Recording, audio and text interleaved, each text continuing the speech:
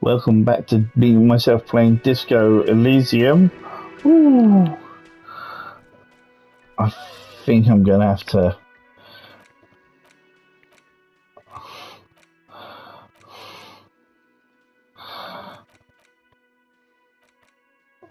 There we go. That's better. I think you just caught me playing Disco Elysium. I'm still in the first hotel. The theme on that pinball machine is a standard royalist theme, used on everything from pinball cabinets to full-flavor cigarettes. What are its hallmarks? Clinging to a picture book version of the past century, waiting for the king to come back and cast out all the profiteers and homosexuals. Basically, imagine a yellow plastic crown with a liquor brand emblazoned on it.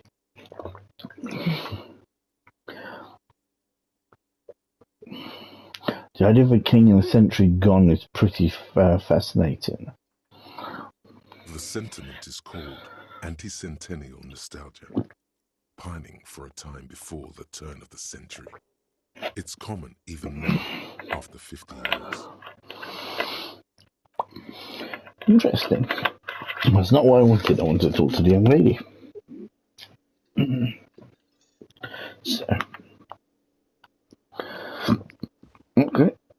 Can I talk to her now? Hello, sweetie. The elderly woman turns to you with a smile. Wait, who's Sweetie?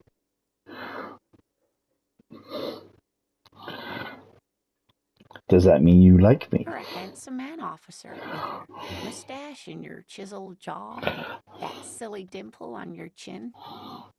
But dear, you're not for me. I'm too old and too married besides.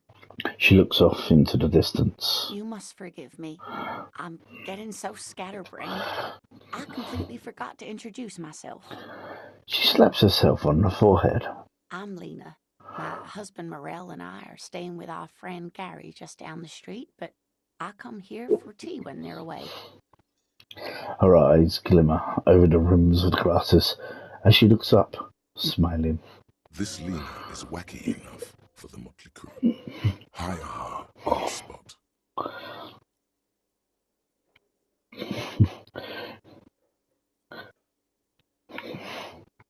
How'd you like to roll with me? Whatever do you mean?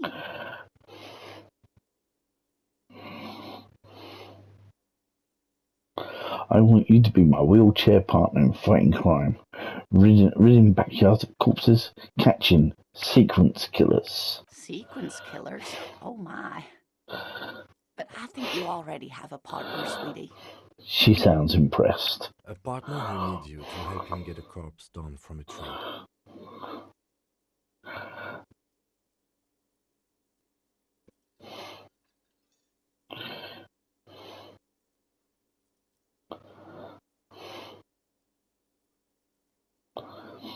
I know, but there's also side mysteries, sequence killers and forays into the para-natural. I can assure you with absolute certainty, there are no sequence killings taking place in Martinez.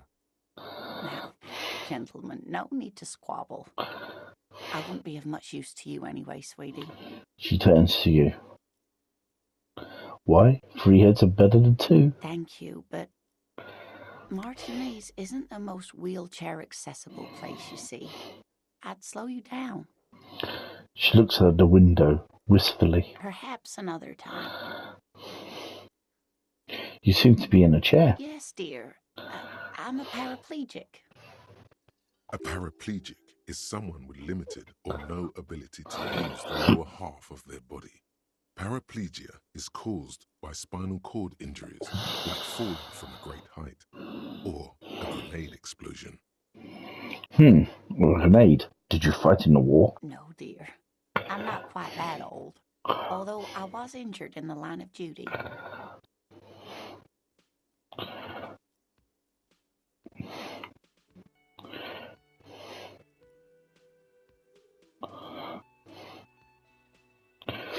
So many silly answers. Were you a mountaineer? Nothing so glamorous, dear. Though when I was young, I dreamt of planting the Revacholian flag on some figurative peak. What did you do then? I was a training and development manager at a rapidly expanding mail order shoe company. You'd think it would be a safe job, but I had to be everywhere, and well, once I happened to be under some faulty scaffolding. I was lucky. This was almost 20 years ago, and I was compensated exceptionally well. One can only dream of such payoffs nowadays. She runs her hands over the chrome wheels of her chair. I'm sorry. It was rude of me to mention a wheelchair. Let's move on. That's quite all right. I'm used to people asking questions. I know they're thinking about it anyway. I don't know if you've noticed, but I don't know where I am, or what I am doing, or anything. Yes, officer. You look rather dazed. Like a stunned fox. But surely things can't be that bad.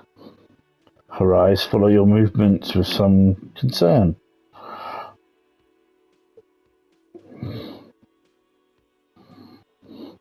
I drank so hard I forgot literally everything. Oh my. You know where we are, right? It takes a moment to process.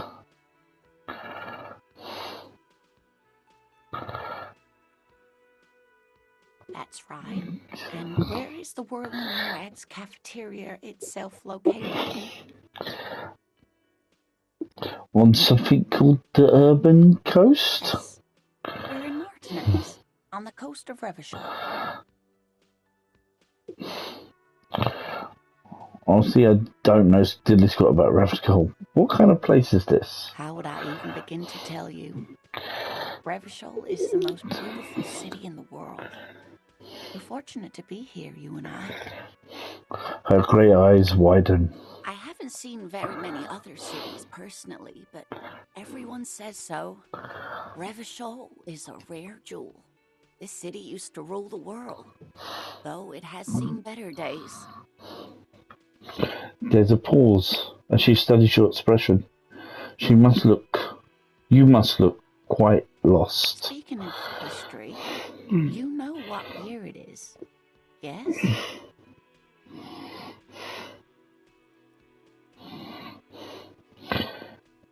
It's the spring of 51. That's right, dear.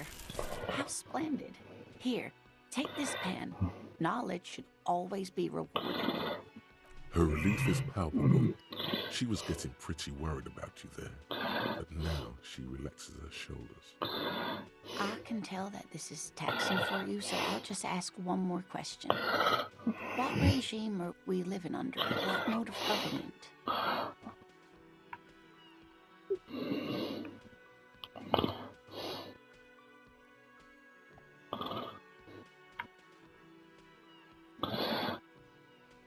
We live some kind of democracy, maybe. Nope, sadly not. Revachol is what's called a zone of control, under an alliance of foreign powers called the Coalition. We have no government of our own, and what democracy we have is market-driven.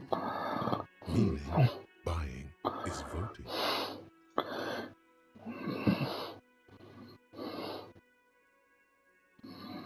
If there's no government, how come there are cops? Oh dear.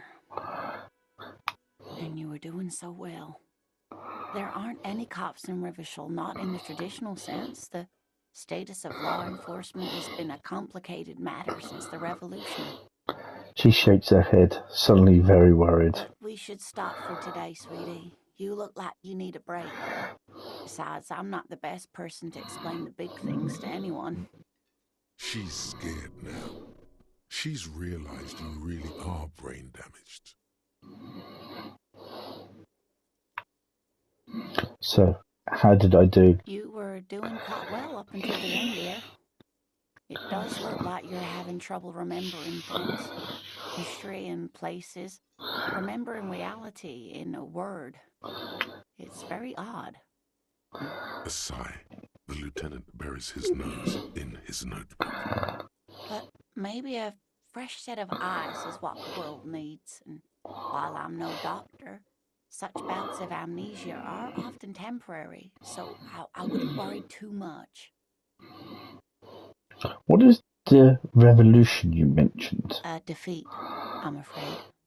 The people of this archipelago tried to build something new, something different. The rest of the world didn't like it, so they came and ended it. This was 42 years ago.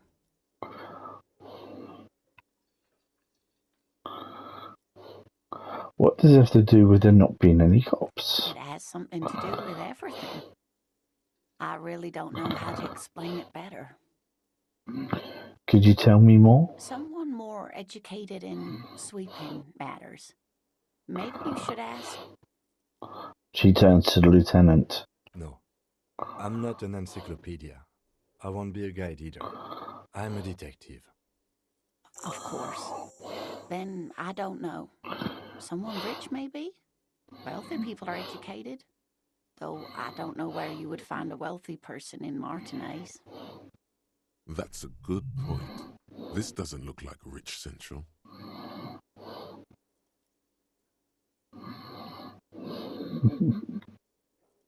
I'm going to get going now. Of course, dear. Good luck with your case. She gives you a small wave.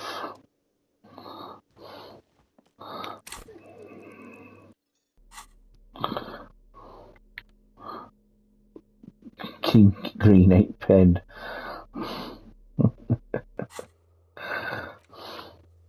We have so many things to do.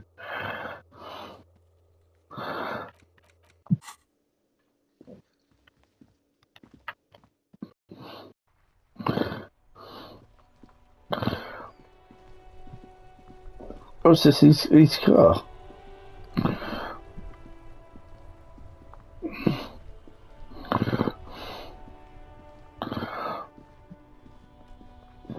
Before you stands a motor carriage. The bodywork is covered in blue and white paint, bearing the number 57. Vapor emanates from the large engine on the back of the vehicle. It hasn't had time to cool off yet. This must be the infernal machine, that toy from oblivion. The Caprice Panema motor carriage. Open the In door. the cabin, you are welcomed by a set of steering levers, a radio microphone on a hook, a pull-out toolbox under the seat, and the soft glow of the fuel preheater gauge. A scent of leatherwork and heavy fuel oils washes over. Pick up the The radio. frequency tableau lights up, and the green button labeled Prime Line glows like a feline eye. And then you hear something. The soft purr of electrical kittens, radio waves cast far and wide over the metropolis. A woman's voice greets you through the static. This is Precinct 57. Hello, Lieutenant. How may I assist you? Hello, Alice. Please assist our colleague from the 41st precinct here. I'm putting him on. Operating the radio is easy. Just be confident. You've probably done it 1,000 times. Hi, Alice. This is Officer from the 41st Precinct speaking. Nice to meet you. This is Officer Alice Demetri, Precinct 57. How may I assist you? A voice replies in the radio. Under the green prime line, a yellow saved button catches your eye. You wonder what the lieutenant's default radio station is.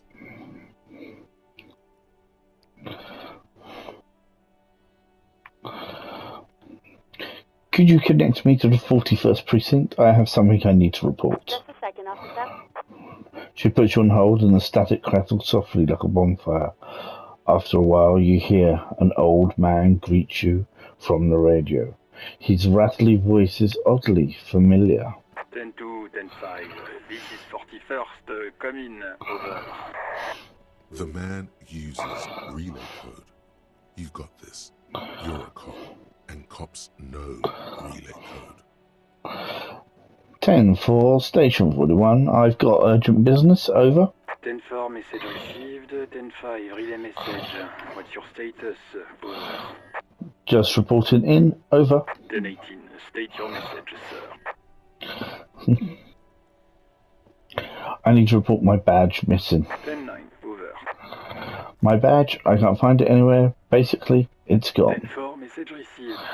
This is a very serious situation. I need to 10-22 the captain. Over. Is it him? What does he want? A dry voice asks in the background. Says he lost his badge and needs to report it. He what? He lost his badge? Say nothing. Who lost his badge? Dick fucking Mullen. Who do you think? It's Officer Dick Mullen from the bestseller Dick Mullen and the Lost Identity. He says, fighting off laughter. Dick Mullen is not your name. It's the name of a fictional detective who would not lose his badge. Defend yourself. Immediately. They laugh at you.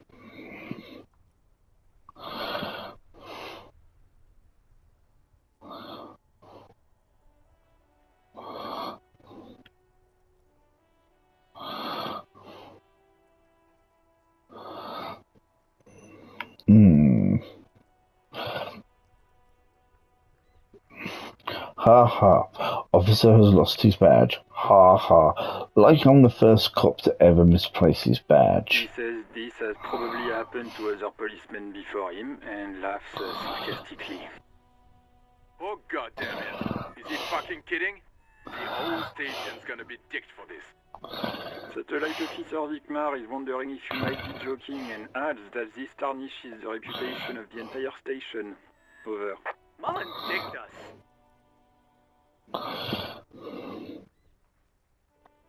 He's asking you to stop, says this is serious.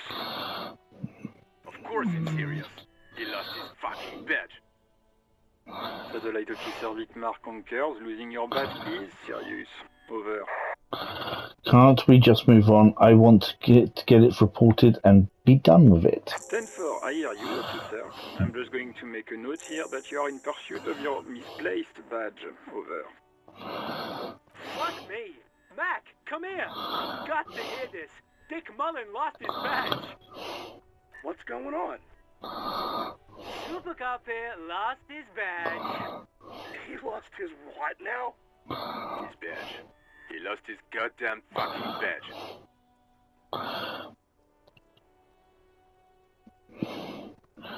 Could you all please just stop saying lost his badge for a moment? He asks you to please stop saying he lost his badge. Why? Did he find it?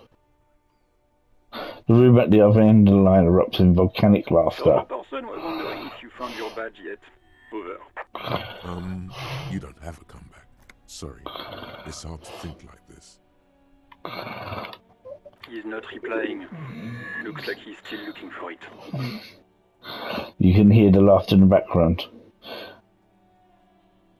Enough of this now. I have other things to discuss. 10-9, come again. I didn't get that. Over. The animated conversation in the back is making it difficult for him to hear you. New heights even for Captain Sober. Ask him. Ask him if he's lost his gun, too. The room roars with laughter. Sergeant Orson wants to know if you lost your gun, too. Over. Check your pockets. Check your... Holy fuck. You don't know where it is, do you? Oh god, it's not here. It's gone. Your gun is most definitely gone. 10-9, come in, officer. You get my question? We were wondering about your gun. Over. Let's go with drama. Convince him that you didn't lose your gun.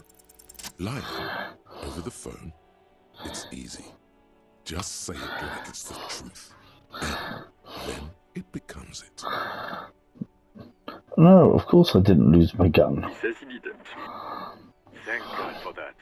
That would have been a nightmare. I don't even want to imagine the poor prick who has to relay that kind of news to the captain. Losing his badge is bad enough. Tell him to find it and fast. We can't have some gangbanger running around with it.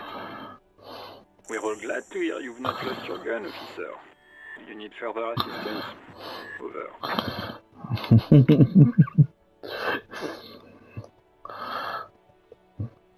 I'm in dire need of financial assistance. 10-4, I hear you. grant your request, but What does he want now? he's asking for money. Is he fucking kidding? I don't think he is. Don't give that asshole anything. He's just gonna drink it all. Right. That's a negative on the additional funds. Over. It's paramount to the investigation you grant me more money. He says it's important to the case. He isn't getting a red cent. You can tell him that. Request denied, sir. Over. Please, I'm begging you here. I don't even have a place to sleep tonight. He says he's in trouble. Doesn't have a place to sleep. Well, I guess he'd better crack the case before sundown then. Vicmar said...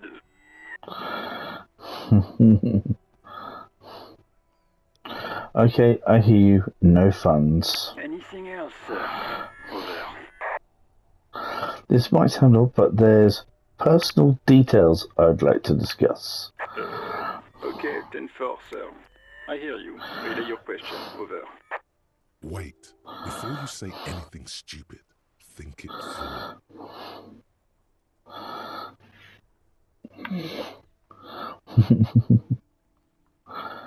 I need information, not fear. Be smart about this. Ask if he's there alone. 10-4, sir. I'm not hearing your question.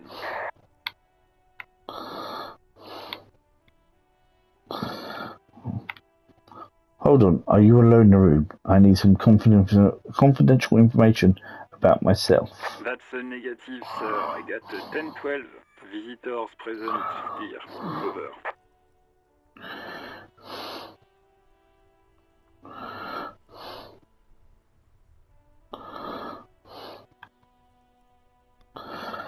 I want to know if you got my badge description right in the report. Can you read it to me? Name, rank, date of birth. What? What is it? He's still on the line? He wants to verify the information on his badge. But of course, it says Dick Mullen, High General of the Revacholian Cavalry Force.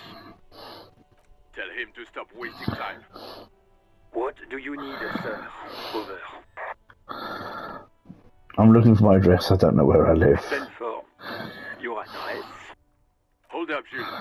He doesn't fucking know where he lives. Did I hear that right? Seems like it, sir. No, fuck him. Don't tell him anything. You understand? He's been hellbound for the gutter. Let him have it. Sorry, sir. Anything more I can do for you? Over. 10-9, repeat message. I didn't get that, sir. Over. Say my name? Sir, I will not have you talk to me in this manner. Over. Please, can you just say my name, Jules? What? What is it? What can he possibly still want from us? He seems intoxicated and keeps asking me to call him by his name. Mullen's drunk and emotionally aggressive. That's new.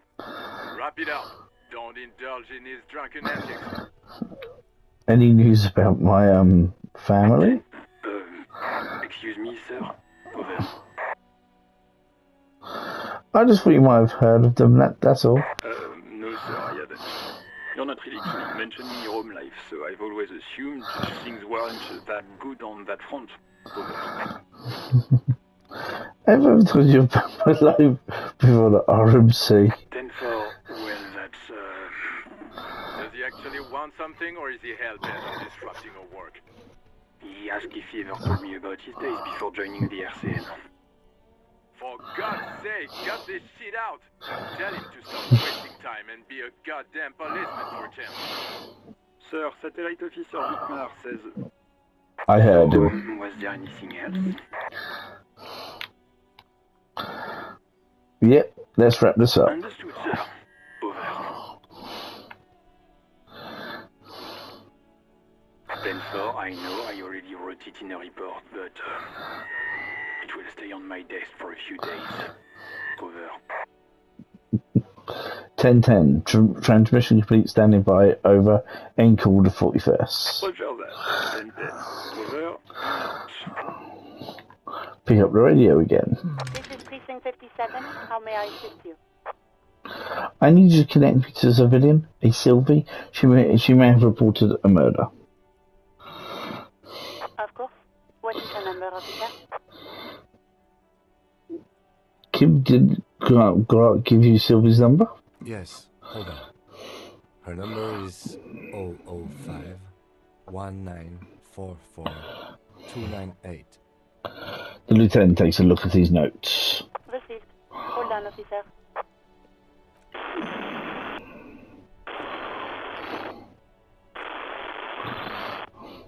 Wait patiently. Lieutenant Kitsuragi slowly begins to tap a little rhythm with his right foot. Quite a lot of time has passed.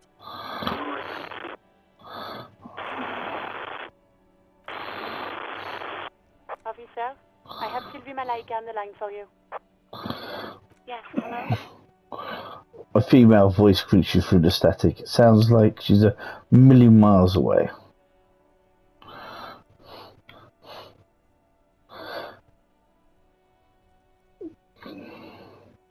Sylvie, I believe we met before. This is me, a detective from the Whirling in Rags.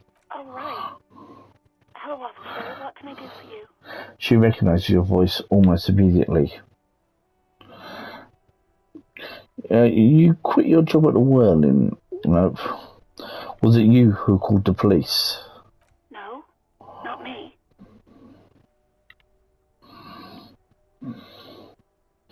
Do you know who made the call? No, sorry. I don't. Not a lot of people have phones around here. Copper thieves take the wires. People don't have the money to have the cables put in again. They use the Union's, though, or the one on the coast. So the Union has a phone, and there's one further down the coast. Got it. It was someone else. We'll find them sooner or later, officer. It just might take a while. But why didn't you call? Didn't the courts behind your workplace bother you? What? Of course it bothered me. But I thought the Union already knew about the court.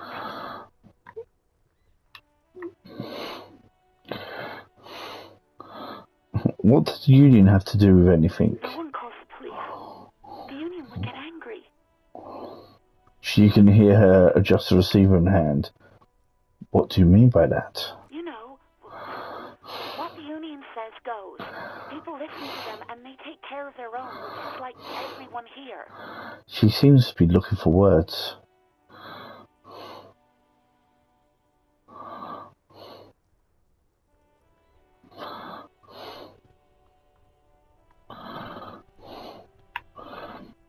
Wait, Kim, lower your microphone.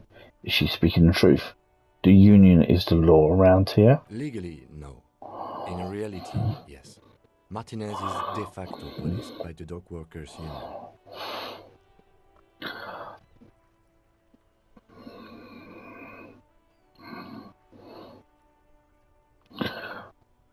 Looks like there's a limit to my authority then.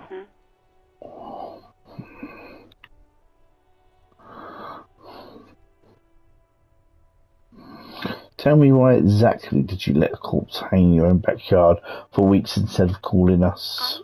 I didn't want to get in trouble with the others. Push her further. Show her the error of her ways. What others? The other people who live around here. Local people. I didn't want trouble. What trouble? You don't live here. You don't understand. Squealing is frowned upon here. Everything is dealt with, well, by the Union, internally. Please, I just didn't want any trouble. I see. Don't worry about it. I understand. You do? What else can I do for you? Okay, next question. Yeah, go on. Have you seen my badge? I know who you are. You're a police officer. The law.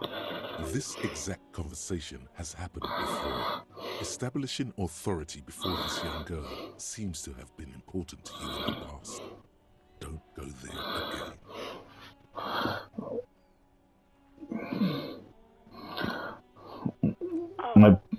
No, I haven't, sorry. Real policemen have uniforms too, by the way. Where's yours?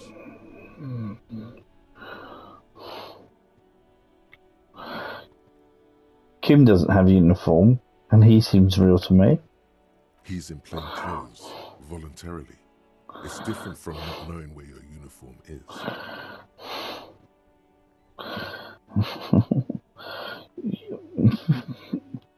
See, have you seen my gun? Please, no. Not this again. Everyone saw your cool gun, detective. I showed you my gun. What? When did it You were happen? trying to impress some people with it. Everyone was eating, and She stops hesitantly, not sure as she continued.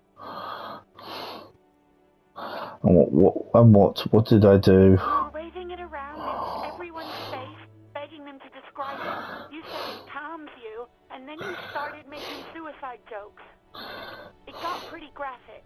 Oh, those again. I have been trying to wean you off them. Off what? You know, when you put your gun, your actual gun, on your temple and pretend to shoot your brains out. Off of that. People don't like that. Hey, I remember this.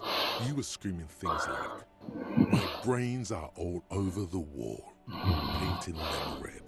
I won't be seeing it, cause these are my brains. I can't see without my brains." Very nice visuals there.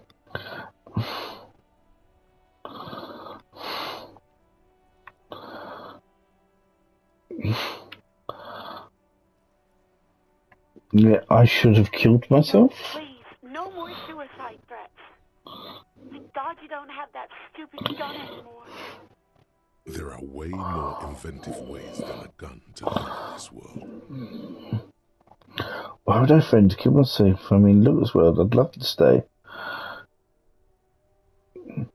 Okay, I don't know what to say. Yes, but what happened to my gun? No idea. All I know is next you were waving around money instead, saying things like, "Big butts cannot lie. Guns can't buy money, but money can always buy guns." It almost looked like you pawned it. But believe me, I did not ask.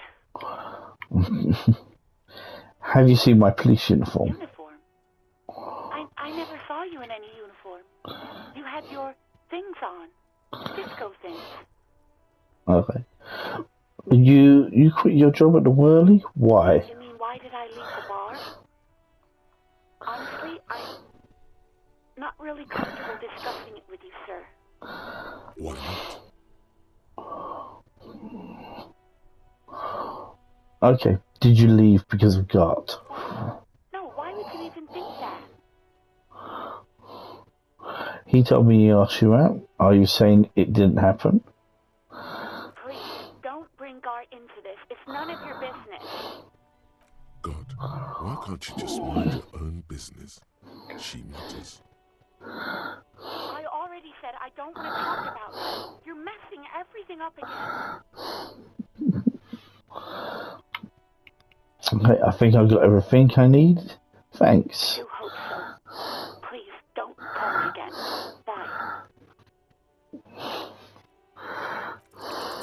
No, she doesn't have a problem with you. It must be someone else she's angry about. Some other guy. Like Gart.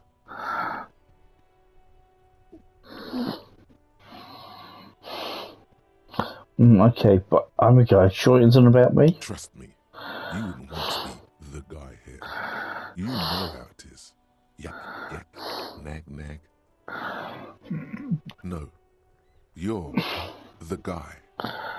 You're Lieutenant Love, matchmaker extraordinaire.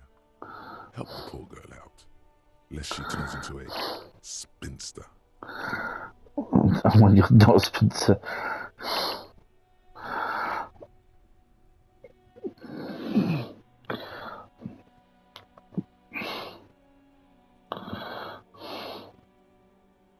I'm happy to help, but maybe I can do so about all this internalized misogyny. What misogyny? I'm just telling things the way they are. Can't a man be honest in his own head anymore? You have to act, Lieutenant Love. You have to calm that hysteric down. Tell it you've got everything under control. Then go and have a little boys' talk with God himself. Think you can do that, Lieutenant Love?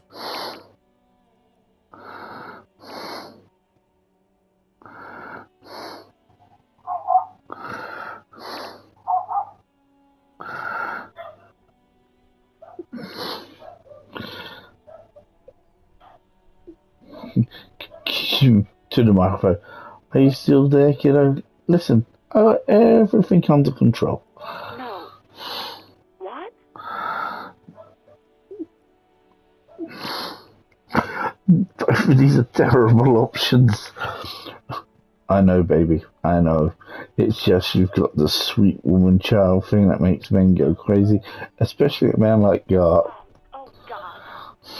Please, just stay out of my life. I got a hunch your love life is about to take a very pleasant turn. Give the lieutenant a knowing wink. What? What is it? You see, Lieutenant? You'll see. Wink again. Call was terminated by the other party. Anything else, officer? It's on. The last test is on.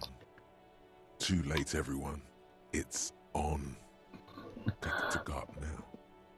As always, it's DJ Mesh and Felicio, and you're listening to Street Freaks FM, bringing you the hottest, the nastiest, the most vulgar. A flock of seagulls takes off nearby, startled by the roaring radio. Right away, the lieutenant reaches into the cabin and turns off the radio. He's not looking at you as he says, Someone must have been messing with the radio, or maybe picked up a random frequency. You wanted a prime line, right? Speed Freak FM, huh? Look him in the eye. Oh, is that what it was called? He's trying hard to act surprised. go for it. Turn the radio back on while it's still on the Speed Freaks FM.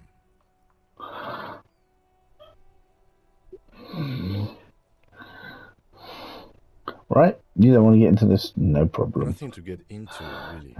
But sure, let's focus on the important things. He pats the motor carriage. This is Precinct 57.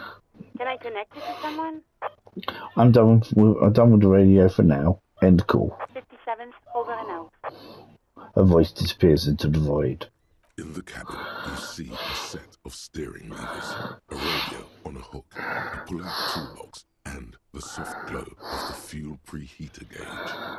Pull out the toolbox. The metallic drawer slides out from under the seat and clicks into place. The tools inside are neatly organized.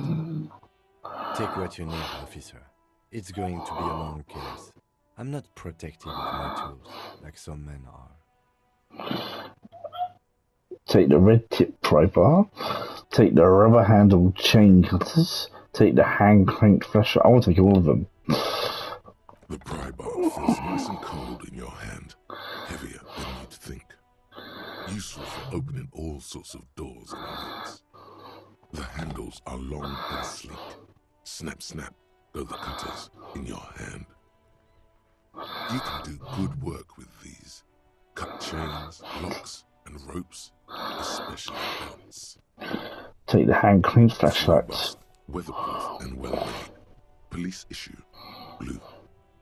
Lets you see things in the dark you would otherwise miss. Push in the pull-out The pull-out toolbox. toolbox slides back into its nest. Preheater gauge casts a warm glow on the steering levers and the radio on its hook. Run fingers over the steering levers. The white suede feels luxurious under the touch, and the metal clutch handle so very familiar in your palm. Tap on the fuel preheater As you gauge. tap on the gauge, the indicator pin jerks as if startled. It's in the large orange sector, indicating the engine is warm. Next to the gauge is a red switch labeled heat. There's no use pressing the heat button. It won't start without the ignition key. Translation: we're not going anywhere right now. Close door, leave.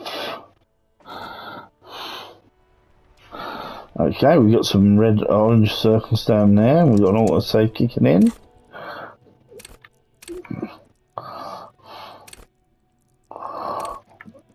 Wow.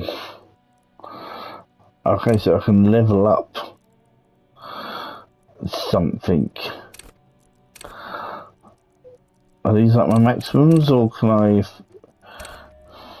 Okay, so it does increase it from what it was.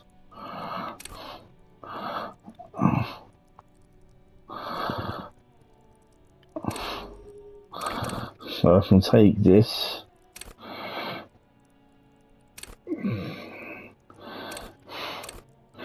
Wow, these are all really bad ones, but let's get a little bit extra empathy. Won't hurt. It doesn't look like it's going to get much higher. I don't have any more. Okay, let's... Okay, so that's items, clothing, tools. That's those three. Useful.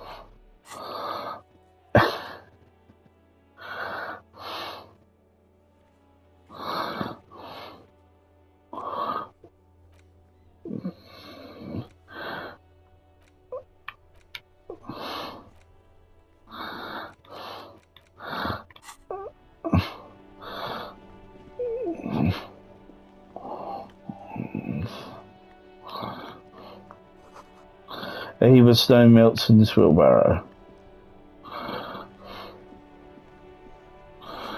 The sign says fuck the police.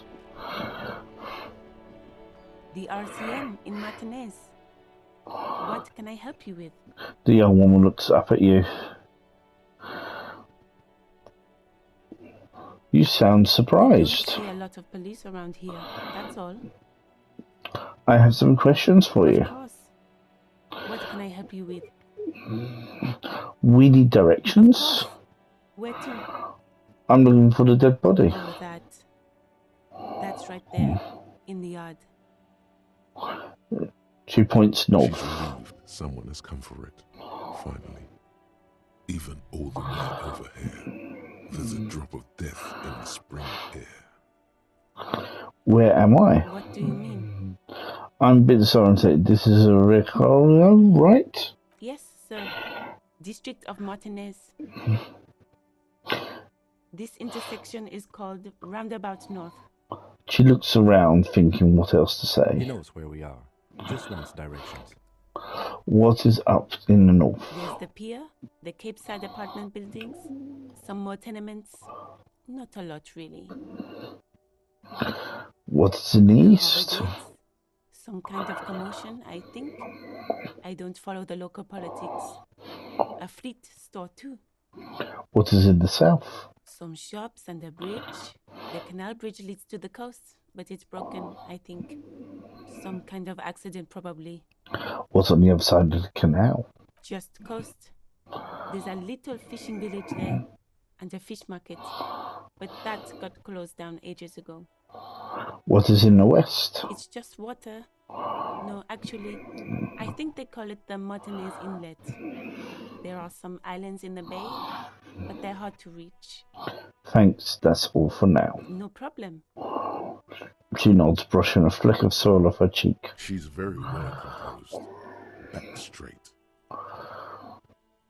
What is this fuck the police business? Excuse me?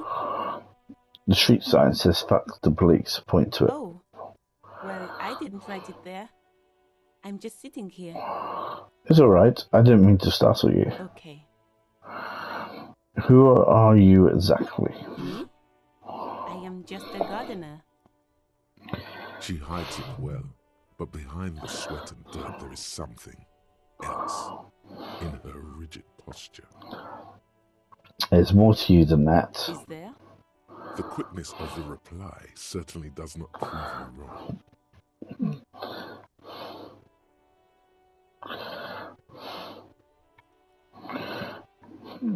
Maybe. Nod. Pleased to meet you, just a gardener. I have another question. I am pleased to meet you too, officer. I have to run. Leave. Of course. I won't hold you back. She wipes her brow with her canary yellow gloves. If there's a corpse, then you're going to need those gloves for the autopsy. One more thing. Can I borrow those gloves? Sure. Keep them. I have another pair. She hands you the rubber gloves with no visible annoyance. Thank you.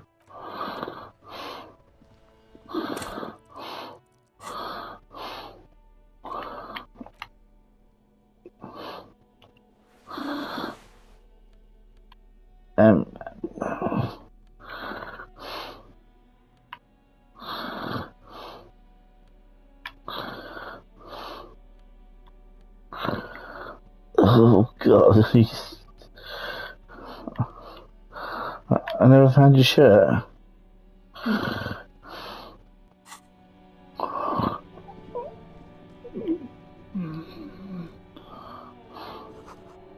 Pigs go home. The street name is illegible.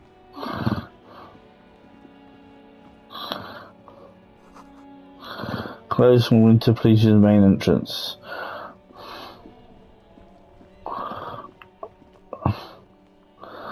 I was wondering about see if I can find my shirt. Didn't realise all this time we walk around shirtless.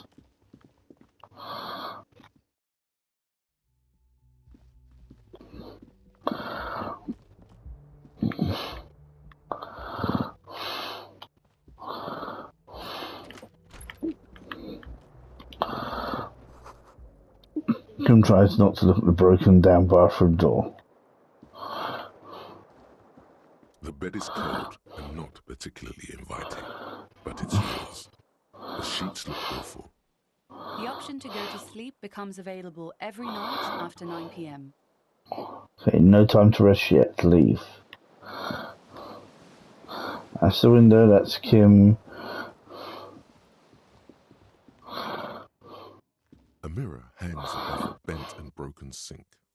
In a fierce discharge of masculine energy, someone has ripped half the faucet off. Hot water sprays from the base, and steam covers the mirror. You cannot see yourself, just the outline of a man. Suddenly, you realize you have no memory of the face that awaits you there, underneath the soft vapor. Really? Nothing? Really? All recollection of the person you are, the people in your life, and even the world you're in has drowned in a sea of blood alcohol. This was no mere night of drinking. It was a deluge of world-ending proportions. Wipe the mirror. As you slowly reach your hand towards the surface of the mirror. Abort. You clearly have not thought this through. You won't like what you see there, and you will never unbecome it. I don't care. Still wipe the mirror. Behold.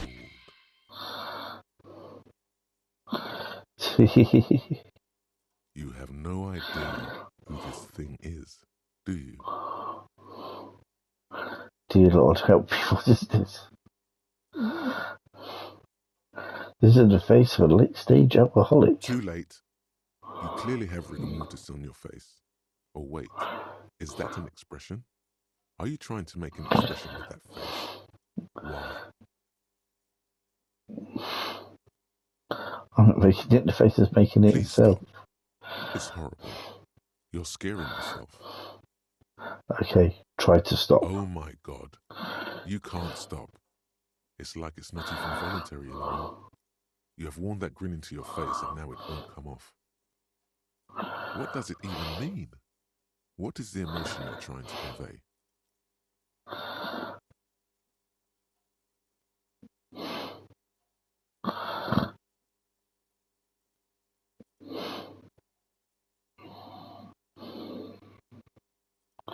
I'm insulating that in a vague, I'm vaguely sympathetic. I think I'm sort of pulling it off too, in a sad has-been kind of way. This is some charm to it. There might have been 10 years ago. It's little more than a cadaverous spasm now. Well, we go with the first option. We're going to do well on that.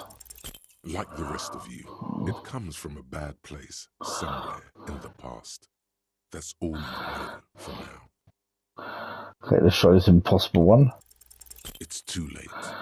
Like an image on film.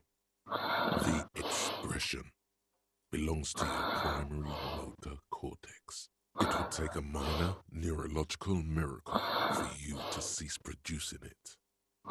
Let's try the last one. Your hands, however skillful, can't manage this task on their own. You should get your chain cutters out. Let's let the mirror be for now.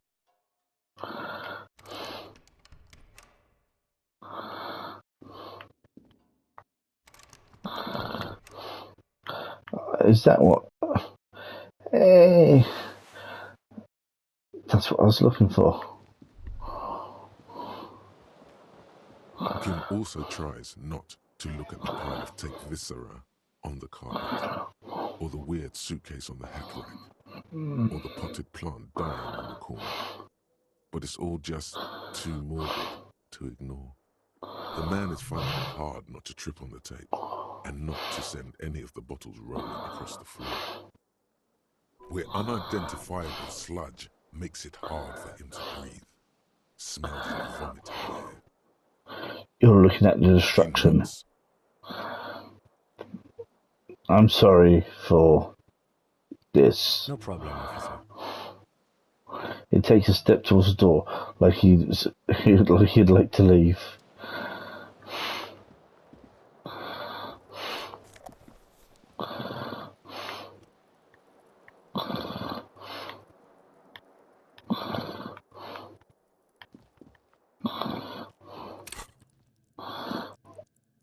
You got to level up, but that's not what I want to do.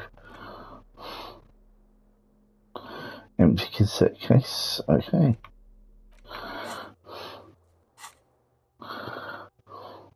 So he's still working on that. That's good to know.